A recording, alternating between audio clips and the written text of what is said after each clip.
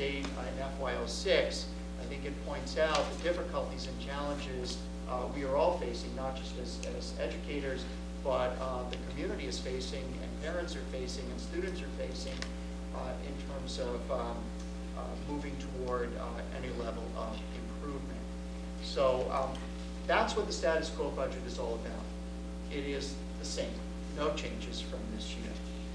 What will change will be some increases in enrollment. I am very concerned about the impact of the new housing residences that are being constructed on Route 62, and what will that mean not only for this September, but in over the next several years that becomes fully occupied. I am deeply concerned about what appears to be a stagnation in student performance around MCAS, SAT scores, advanced placement scores, and other traditional measures and indicators of student success. I am concerned about the long-term impact on high class sizes. I am very concerned about the 18% flight this year from our 8th grade to private school, and I'm concerned that once you go in that trend, what long-term effects that has on the overall perception that parents and students hold for our school district, and particularly the high school. So needless to say, as superintendent of schools, I am extremely concerned about the future impact of a status quo budget. Turning to the final column, which is on the right-hand side, it is the column, it is the budget that the school committee has voted on, and it's the budget that the school committee will be advancing at town meeting. And it's the FY09 school committee's recommended budget. It falls just short of 10%, 9.9% growth over the current fiscal year, and it represents an increase of $870,910 over the status quo budget. Because the gap has been closed and we're now dealing with a status quo budget that is going to be or appears to be funded through available funds, then to move to the recommended budget would require an additional $870,000. And again, at this point, I know that there is ongoing discussion with the Board of Selectmen, with the Finance Committee, and with our finance planning team about ways to address that increase in $870,000. But let me talk a little bit about why I recommended this budget to the school committee and why the school committee has approved this budget. This budget does a number of things. Yes, it does restore, I'll say this right up front, it does restore all of the cuts that were made in this current year. So it brings back programs in music and art. It brings back elementary computer and library paraprofessionals to keep our libraries and computer labs open. It brings back physical education to the level that it has been in the past. It brings back band and chorus. It brings back all of the programs that were cut.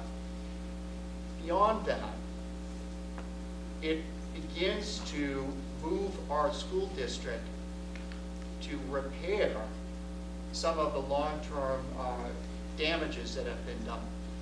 And when I say damages, I'm talking about increasing enrollment, increasing expectations without limited or with limited increases in revenue. And so you're going to hear tonight from the principals about the importance of why we feel that a very high priority is to focus on reading and literacy in our school district, why it's important to continue to focus on inclusion, and why we need to deal with this at an early age. You're going to hear from the high school principal talking about the importance of class size and providing a comprehensive program for our students, our high school students, and addressing class size issues in core academic areas of English, mathematics, science, and social studies.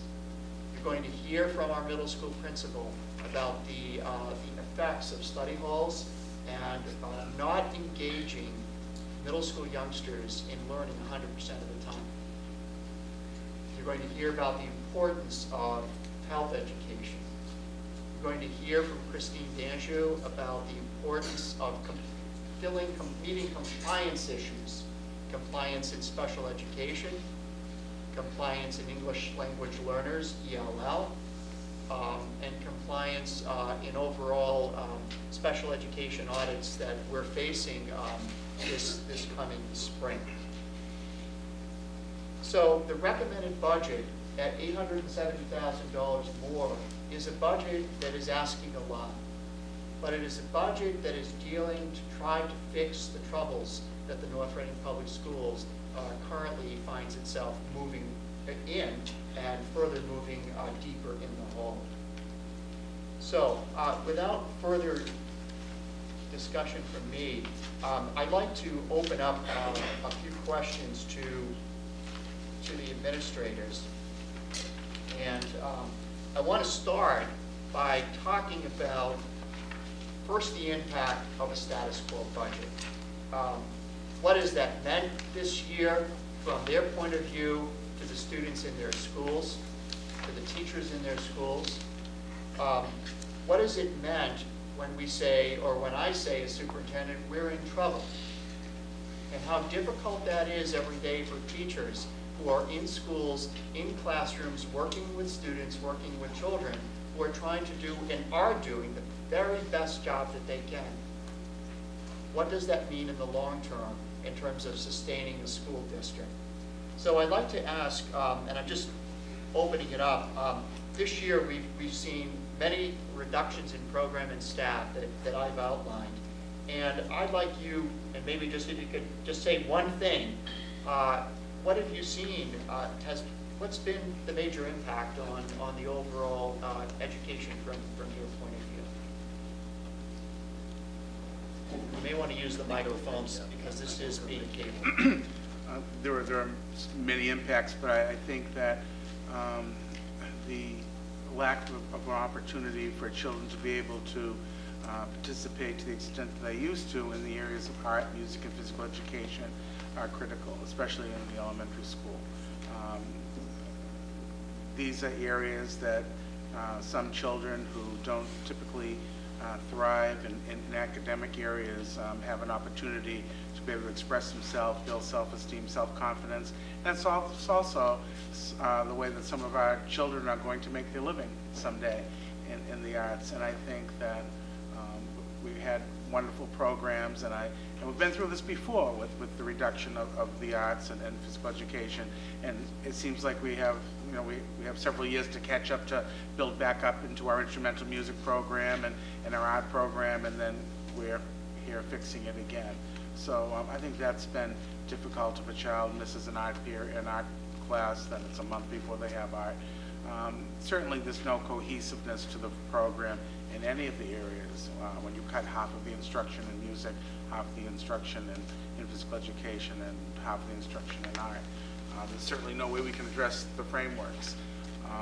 So that's just, and there's the obvious. I mean, I think as an elementary principal, this is my 33rd year in 3 different towns for my teaching and my administration, and certainly did plenty of things with kids in those areas, and the wonderful effects that it has had on children to build their self-esteem and confidence, which spills over to their academic areas. I can do this. Look, I just got up in front of that crowd and was able to be Tom Sawyer or whatever, and people clapped, and I did well. I learned my lines. Well, you know what? Maybe I can do better in math. Maybe I can try harder. And I just think it's all children should have stage experiences, music experiences, physical education opportunities. I live in Wilmington. I was driving by the administration offices, and there I saw a big sign that said the date and time, and it was an elementary physical education and health fair. I said, well, there you go. That's a wonderful thing. Why aren't we doing that? Wilmington has full day K, free. I'm going to call about my taxes. I'm not really thinking of it. But anyway, and I shouldn't take up all the time. But the Wednesday afternoon, it's 2 hours. It's not Wednesday, so often it's not half day. It's 2 hours, but it's disruptive. I wake up on a Wednesday morning and say, oh, lunches are early, and I got to, you know, it's different. And consistency is so important in the elementary schedule, and it is a different day. You know, as a kid, they know they're getting out 2 hours earlier. That's what they're thinking about at 8:30, you know. So it is disruptive, and it cuts 2 hours out of instructional time also, and we need every minute we can get. I guess the biggest impact that I see is time in every sense of the word. Time kids spend on big blocks of time on learning in school. Kids are exhausted, teachers are exhausted. If you came a couple weeks ago to see the Hood Showcase, you'll see that they're working really hard above and beyond.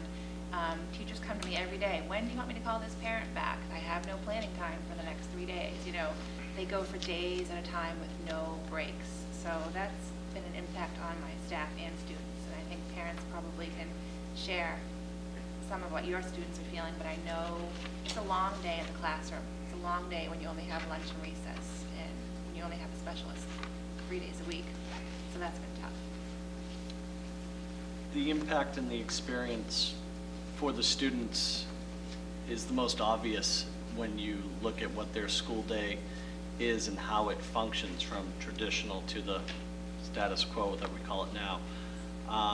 I think the impact it has, you know, on the 3 schools is great as well, because of the level of shared faculty and staff, and I'll extend it to our libraries and our computer labs as well. We are still offering programs to students, so in our hearts, to give them the experience that we believe they deserve. To look at that big picture is, yeah, if you have art on a Monday, you get one of those months with a couple of Monday holidays in it, you're not going to have art for 6 weeks. Physical education, the same thing, once a week, and music and everything that we're doing, library. You don't have the time to get into the computer labs anymore to do research with your teacher in a lab with 25 machines, and a beautiful brand new computer lab at the Batchelder School we just reopened is closed 2 days a week that students can't access without an adult present. Our library do not have access to do the research and take advantage of the tools that we have in place. And for the professionals and for the students is getting that personal connection. I met with my faculty today and we talked about how important the personal connection is for adults to work with kids, to learn and to have impact. You now have professionals, PE teachers working with 1,000 kids in the course of a week. It's expected to know names and build relationships and remember what they did last week and who did what. We're missing out on a lot at the elementary school levels. And our kids are just starting to articulate it now. I was really amazed at the transition of the school year and how well it went.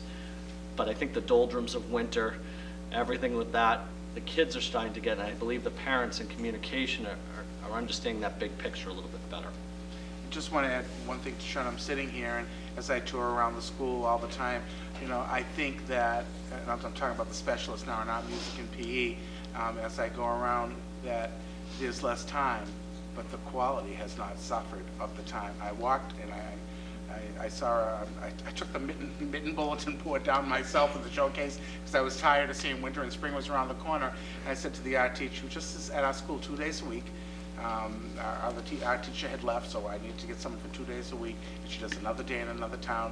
And the bulletin board was, you know, all of a sudden there were beautiful bouquets of pussy willows and spring things in a class at 9. And I looked at it, I said, it's wonderful, the quality is wonderful. So I do have to hand it to the people in art, music, phys ed, also library and computer, because I'm sharing my 2 people with Batch, and just to be able to manage all those kids and keep those libraries up, keep the software going and the computers up and running in the computer labs. It's those closed times where a teacher can't come in and do something extra or special, or we can't send a kid to the library to do some research that we miss. But I just wanted to say that the quality, given the time that we do have, the quality is absolutely outstanding.